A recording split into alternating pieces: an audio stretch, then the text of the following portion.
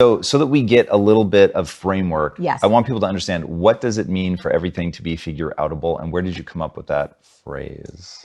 So it was kind of interesting when we were creating the book and started selling it actually into foreign markets. They're like, well, how are we going to define this word, everything is figure-outable, because it doesn't translate into other languages? And I was like, okay, it is achievable.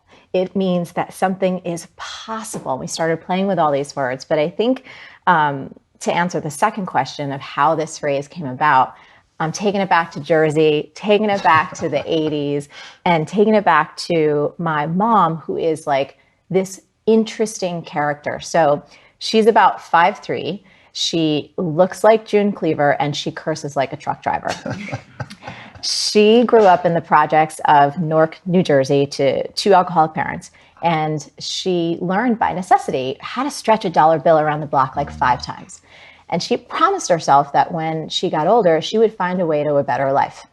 So cut to me growing up in this Italian-American home. There's like, plastic covered couches, very working class. And one of my fondest memories was me and my mom sitting at the kitchen table and cutting out coupons. So because frugality is her number one thing in life, right? She loved teaching me all the different ways that we could save money. And she also introduced me to this idea of proofs of purchase. Do you remember those from? Yes. So if you save up the fact that you bought X amount of boxes of cereal or whatever, and you mailed in this little piece of the box, that these brands would send you like a cookbook or utensils, like good stuff for free. And one of my mom's most prized possessions was this tiny little orange radio, like transistor AM, FM. It had a little red and white straw sticking out of the side. That was the antenna. And she got it for free from Tropicana orange juice.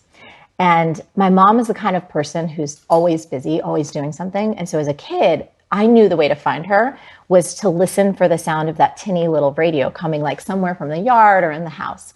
So like one day I was walking home from school and I heard the radio off in the distance. And as I got closer, it was coming from above, which was a strange kind of orientation. And I look up and we had a 2-story house. And my mom, who's tiny, is perched on the top of the 2-story house, like very precariously. And when you're little and you're short, everything is amplified. And I was like, Mom, is everything okay? Like, what are you doing up there? And in her very Jersey accent, she's like, Ree, I'm fine. The roof had a leak in it. I called the roofer. He said it's going to be at least $500. I said, screw that. I went into the garage. There was extra asphalt. I'm going to fix it. And I was just like, okay, that's Mom. Another time I came home and I heard the radio like blaring from the back of the house. So I walked to the back of the house and I saw the bathroom. It was like the door was cracked open.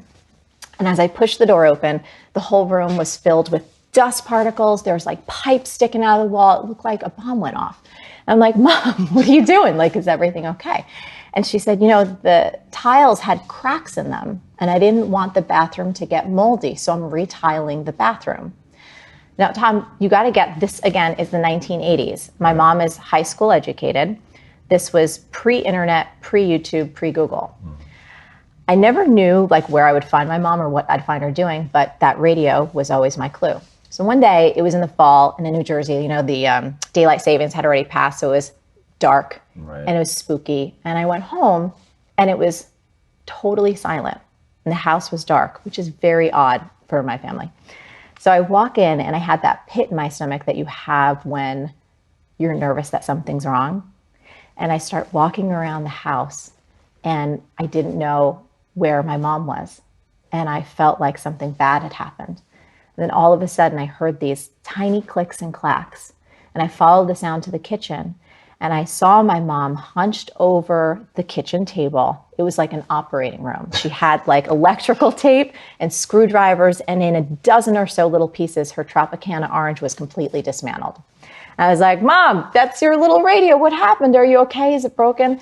And she said, oh, it's fine. The antenna was off and the dial was not working right. So I'm fixing it. And that was the first time I thought to ask the question that I really needed to ask all along, which was, how do you know how to do so many different things that you've never done before, yet no one's showing you how to do them?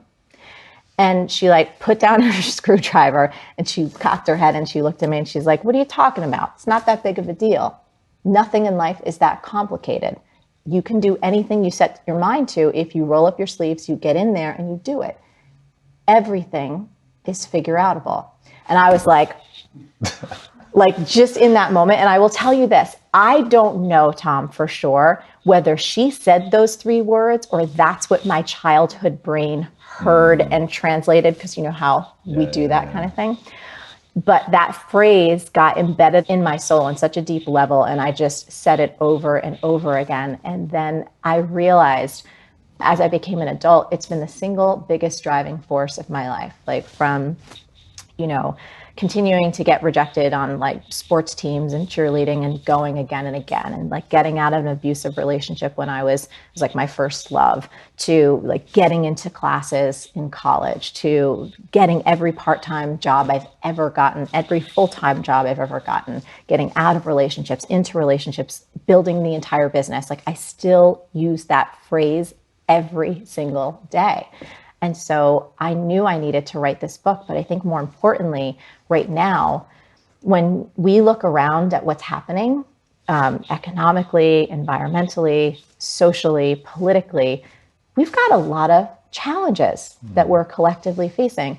And my biggest hope was that if people pick up this book, of course, I want them to use it to help them build a better career or get their health back online or anything that is challenging for them personally.